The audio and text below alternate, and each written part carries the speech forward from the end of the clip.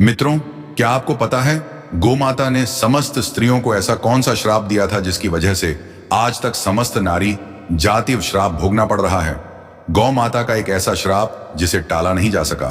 दोस्तों, वह श्राप कौन सा था, जानने के लिए वीडियो को पूरा जरूर देखें। नमस्कार दोस्तों, स्वागत है आपका हमारे वीडियो में। आगे बढ़ते हैं और जानते हैं कि गौ माता ने समस्त स्त्रियों को ऐसा कौन सा श्राप दिया था। दोस्तों, एक समय की बात है जब भगवान श्री कृष्ण अपनी राजगद्दी पर विराजमान थे। तब उनके पास देवर्षि नारद मुनि आती है और कहते हैं, हे प्रभु, मैं आज मृत्यु लोक में भ्रमण कर रहा था। तभी एक स्त्री ने पूछा कि पहले स्त्रियों के बच्चे होते थे तो वह पैदा होते ही चलने लगते थे, परंतु अब ऐसा नहीं है। यह क्यों प्रभु? मुझे इस प्रश्न का उत्तर याद नहीं था, इसलिए मैं आपके पास आई। कृपया मुझे इस प्रश्न का उत्तर बताएं। श्री कृष्ण कहते हैं, हे देवर्षि, तुम्हारा यह प्रश्न समस्त स्त्री जाति के लिए अत्यंत महत्वपूर्ण है। अगर तुम इस प्रश्न के उत्तर को जानना चाहते हो तो ठीक है, मैं तुम्हें एक कथा सुनाता हूं। तुमको इस कथा के माध्यम से पता चल जाएगा कि किस वजह से अब स्त्रियों का बच्चा पैदा होते ही चल नहीं पाता है।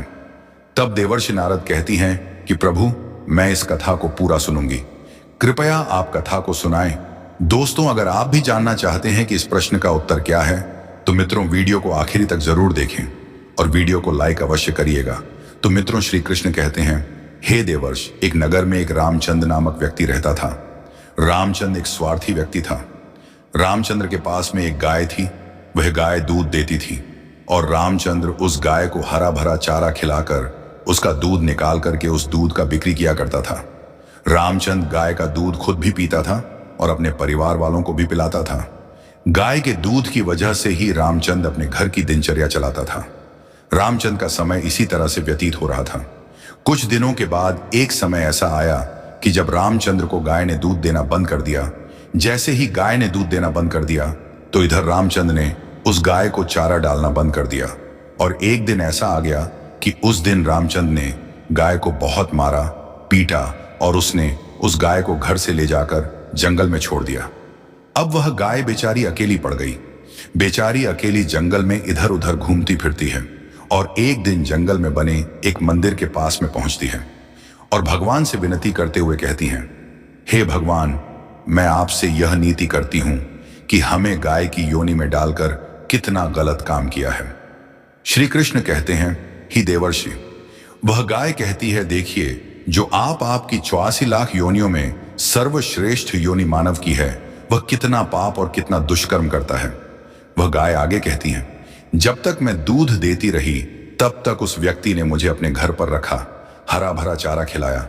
जैसे ही मैंने दूध देना बंद कर दिया, उसके बाद में उसने मुझे चारा भी नहीं डाला। इतना ही नहीं, उसने तो मुझे घर से बाहर ही निकाल दिया। अब मैं इधर उधर भटक रही हूं। अब जंगल में चारा खा खाकर कि जंग में घास खाकर कि मैं अपने पेट को भरती हूं। हे भगवान, आपने जो सर्वश्रेष्ठ योनि बनाई है, यह तो कितनी स्वार्थी और लालची योनि है। श्री कृष्ण कहते हैं कि ही देवर्षि नारद धीरे धीरे समय व्यतीत होता चला गया। गाय बेचारी इधर उधर भटकती रही।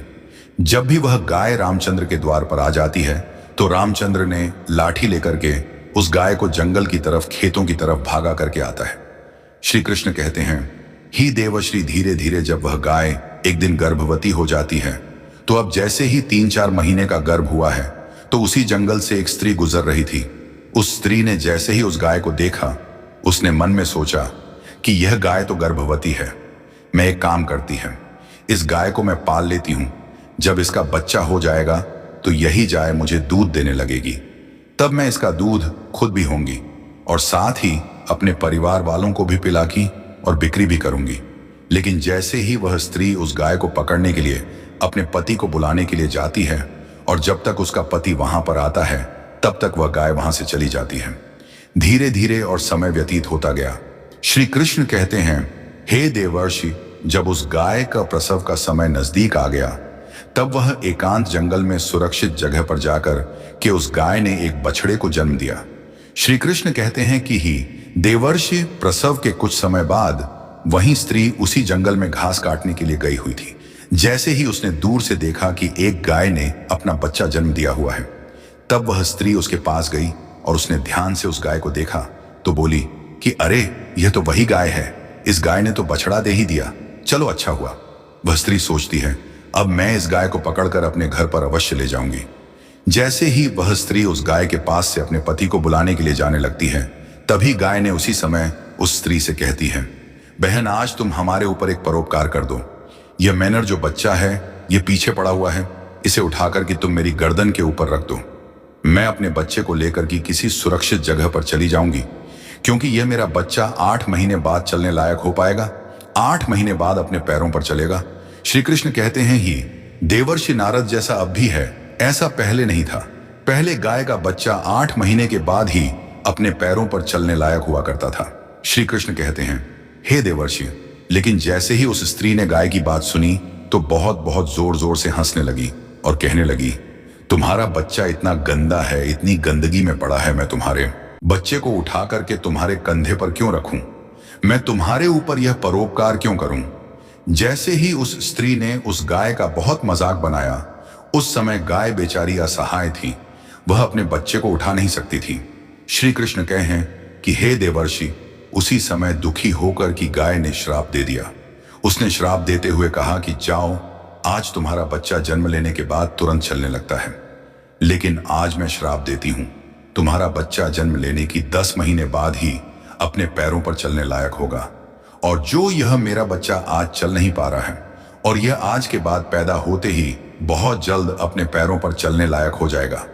श्री कृष्ण कहते हैं, ही देवर्षि, इसी श्राप के कारण स्त्रियों का बच्चा जन्म लेते ही अपने पैरों पर चल नहीं पाता।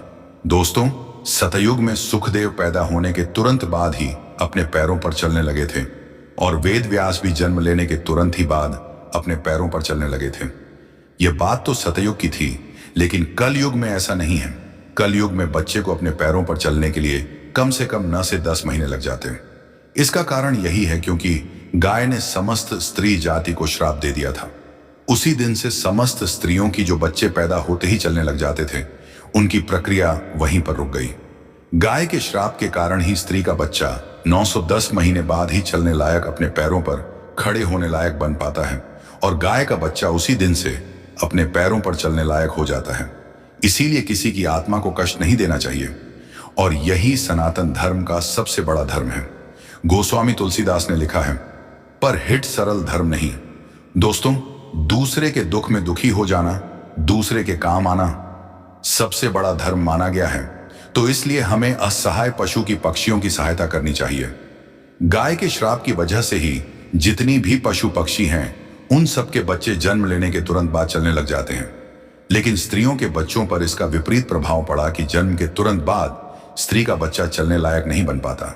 एक स्त्री की गलती से आज समस्त मानव जाति की महिलाओं को श्राप का खामियाजा आज भी भुगतना पड़ रहा है। मित्रों, आपको यह जानकारी कैसी लगी? हमें कमेंट में अवश्य बताइएगा और कमेंट में जय श्री राम अवश्य लिखना। साथ ही अगर आप हमारा चैनल पर नए हैं तो चैनल को सब्सक्राइब अवश्य कर लेना हो सके तो इस वीडियो को ज्यादा से ज्यादा लोगों तक शेयर अवश्य करें। वीडियो देखने के लिए आपको दिल से बहुत बहुत धन्यवाद।